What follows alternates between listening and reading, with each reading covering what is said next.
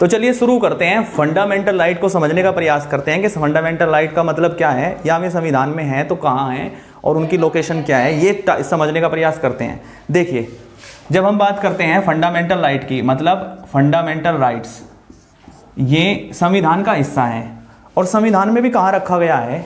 देखिए, हमारा जो संविधान है ना, उस संविधान में टोटल चैप्टर हैं 22 और उन 22 चैप्टर में से जो चैप्टर 3 है, उस चैप्टर 3 में हमारे फंडामेंटल राइट रखे गए हैं। और फंडामेंटल राइट का जो एरिया है वो आर्टिकल 12 से 35 तक का है। मतलब आर्टिकल 12 से लेकर आर्टिकल 35 तक के जो आर्टिकल हैं ये सारे डेडिकेटेड हैं फंडामेंटल राइट को। तो क्योंकि इस वीडियो में हम ये समझेंगे, इस सीक्वेंस को समझने का प्रयास करेंगे कि मतलब आर्टिकल 12 में क्या है, आर्टिकल 13 में क्या है, आर्टिकल 14 में क्या है, ये सब हम देखेंगे। मतलब कैसा इनका वर्गीकरण हम करते हैं। तो चलिए वर्गीकरण करते हैं फंडामेंटल राइट का। देखिए, आर्टिकल थोड़ा सा बड़ा कर लेते हैं।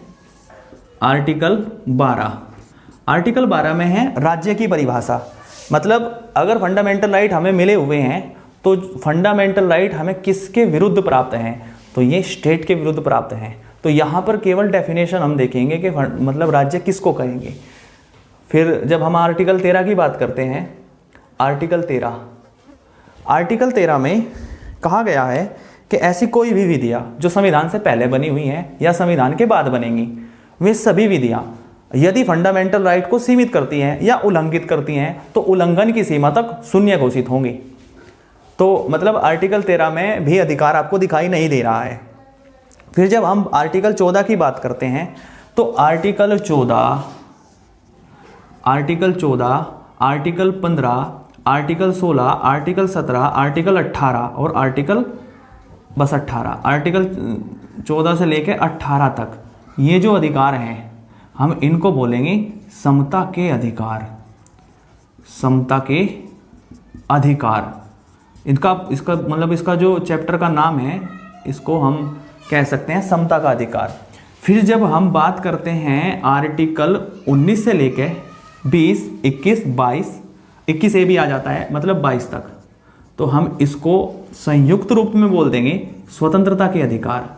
तो ये स्वतंत्रता के अधिकार हैं। अगर ये स्वतंत्रता के अधिकार हैं तो फिर 23 और 24 में क्या है।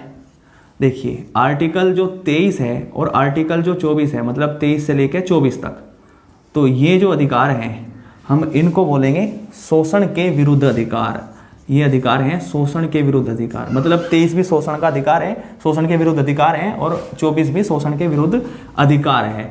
फिर जब हम बात करते हैं आर्टिकल 25, फिर आर्टिकल 26, फिर 27, फिर 28, ये जो हैं ये हैं धार्मिक स्वतंत्रता के अधिकार। धार्मिक स्वतंत्रता के अधिकार। फिर जब हम बात करते हैं आर्टिकल 29 और आर्टिकल 30 की, तो इसमें अल्पसंख्यकों को कुछ शिक्षा संबंधी अधिकार दिए हैं।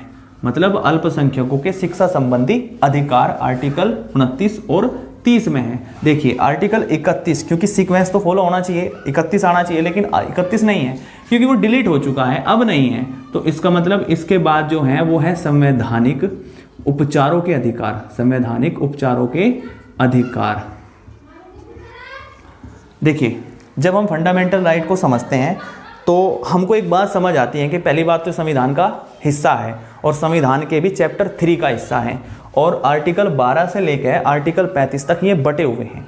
आर्टिकल 12 में है राज्य की परिभाषा।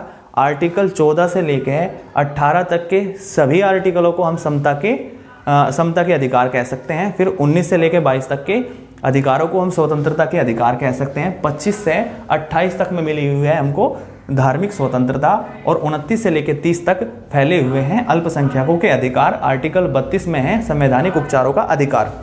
हमारी जो वीडियो होगी हर आर्टिकल पर डेडिकेटेड होगी, और मेरी जो वीडियो है इनका लाभ पॉलिटी पढ़ने वाले हर एग्ज़ाम के स्टूडेंट्स को हो सकता है। देखिए, अगर मैं आपके काम आ रहा हूँ या मेरी बताई हुई बातें आपको समझ आ रही है तो मेरी वीडियो को आप लाइक कर सकते हैं, मेरे चैनल को आप सब्सक्राइब कर सकते हैं, और अगर मेरी वीडियो ज़्यादा अच्छी है तो आप शेयर कर सकते हैं। तो आगे की जो वीडियो होगी, हमारी जो अगली वीडियो होगी वो आर्टिकल 12 से लेके होगी। मतलब हम आर्टिकल 12 में क्या लिखा है, आर्टिकल 13 में क्या है, देखेंगे। वीडियो का जो ड्यूरेशन है वो कितना हो सकता है, मैं एक एक आर्टिकल पर अच्छे से बात करूँगा और कोशिश करूँगा कि अच्छे से अच्छे, जो तुमने शायद बातें कहीं नहीं सुनी होगी, वो बताने का तो मैं प्रयास करूँगा।